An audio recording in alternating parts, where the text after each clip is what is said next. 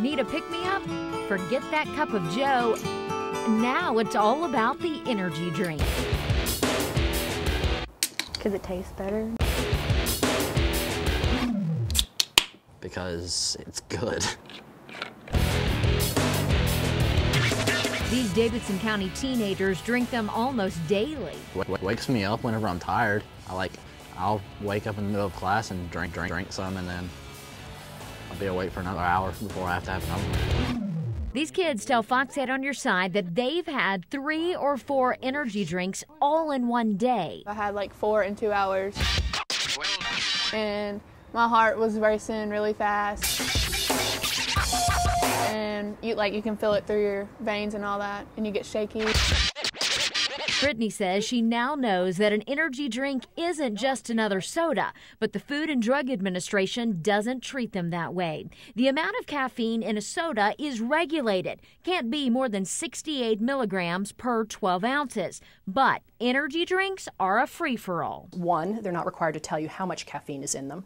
And 2, there is no legal limit on how much caffeine can be put into one of those products. This 13-ounce bottle of NOS has 219 milligrams of caffeine, and doctors say a healthy adult shouldn't have more than 300 milligrams a day. Growing teenagers should have far less. In the same way that you wouldn't feed your child coffee in the morning or give them espresso at the middle school, they ought not be drinking these beverages. Caffeine can cause severe headaches and problems with sleep for teenagers at a time when they really need it. But they're attracted to the trend and the taste provided by that high sugar content. The sugars are problematic. But what about that long list of vitamins and supplements like taurine printed on the label?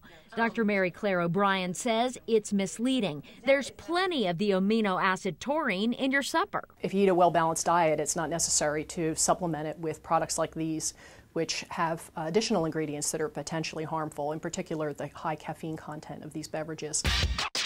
Worries that teenagers shrug off as they reach for another sip. And they come out with new energy drinks now, and they taste better.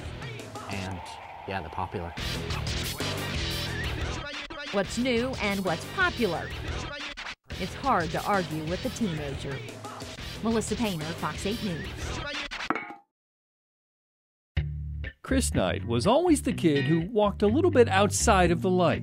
I can see where I've had to struggle with this for most of my life, and I'm just now realizing it. I'm a guy who... He was working at a small TV station a few years ago when the discussion turned to an open seat on the Rockingham County School Board. And it was said, hey, Chris Knight should run. So it was a joke. I took it seriously. I didn't know what I was getting into. I'm like, I'll do it. He put out his signs and got more than 4,600 votes, just several hundred shy of what he needed to win a seat. I believe in more local control. Well, maybe this was the turning point. I have more than enough faith in the parents and teachers of Rockingham Chris County. combined his platform of less federal government intrusion into local schools and his love of all things Star Wars to create an ad that became one of YouTube's early sensations. A lot of people questioned my sanity at that point. Chris had been questioning it himself for quite a while. I knew I had depression. His personal Jekyll and Hyde did daily battle in his brain, and the good Dr. Jekyll won most days. But there was this other part of me that was not the real Chris at all. And it would come and go, and I would have no control over it. I've thought for the longest time, it's almost like turning on a fountain of rage in your mind. And you just can't stop it, and it just keeps erupting. It had been erupting in Chris for years. He was 30 by the time he was diagnosed. About 1 in 40, maybe 1 in 100 people are. It's what we used to call manic depression, where you go from high to low and back to high again. And it's that high part that masks the disease. Our experience has been that people with bipolar disorder actually tend to be among the most creative people. I'm so happy, 'cause today found my friends in my head. With cases like Nirvana's Kurt Cobain, painter Vincent van Gogh, or novelist Johann Goethe, it's often written off as being a tortured artist as they suffer in silence. Chris Knight wasn't about to go quietly.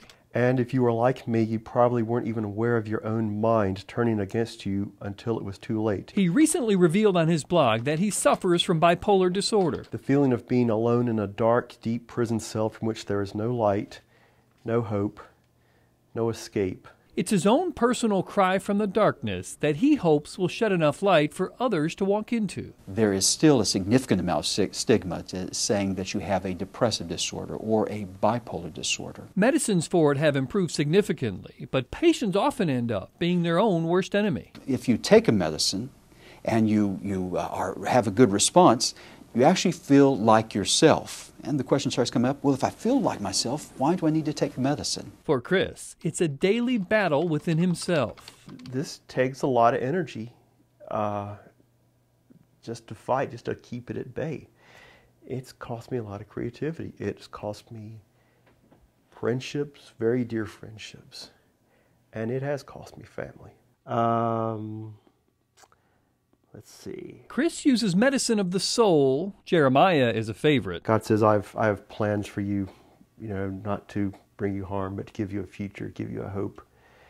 And I've gone back to that a lot. But he knows mental illness needs the full force of the medical world too. It's a disease as real as cancer, leukemia, muscular dystrophy. Bob Buckley. In some ways, I wish I had one of those. Fox 8 News.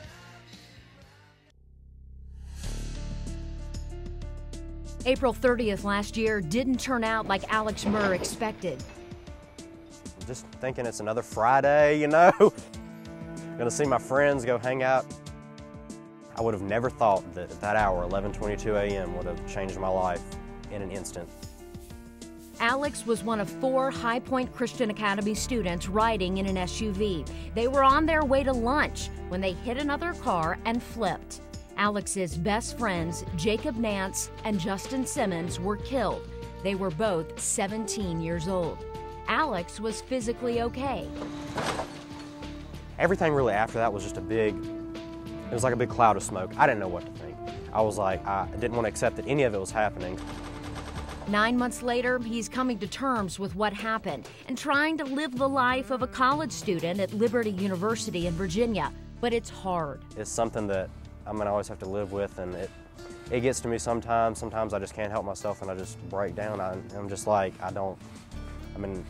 my 2 best friends, I miss them dearly. And Alex wants other teen drivers to learn from the deaths of his friends. He asks you, slow down and pay attention when you're behind the wheel. Know where that you're going is that important that you're gonna risk your life to get there. You're going to eat lunch. Alex thinks it's a good idea for parents to get involved in their kids' driving too, even if it does mean a little spying. There are products out there like Safe Driver that keep track if a driver goes over a set speed limit. Safe Driver also tells you if there have been any sudden stops and the distance traveled. It's easy to install, works on most any vehicle, and it's tamper-proof. I think it's hard enough to drive anyways, even if you're paying attention. Katie Kennedy is a new 16-year-old driver in Davidson County. It's hard to not check your phone, like if a friend texts you or whatever, or if you're like expecting a call or something, to not answer it. That's why her parents removed temptation by installing cell control on Katie's car. When the car is in motion, cell control keeps Katie's phone from receiving calls or text, though 911 calls are still allowed. The speed limit alert is set at 70. Her parents get a text if Katie speeds or tries to disable the cell control unit. Now Katie can just keep her mind on the road. A lot of people just think it's not going to happen to them.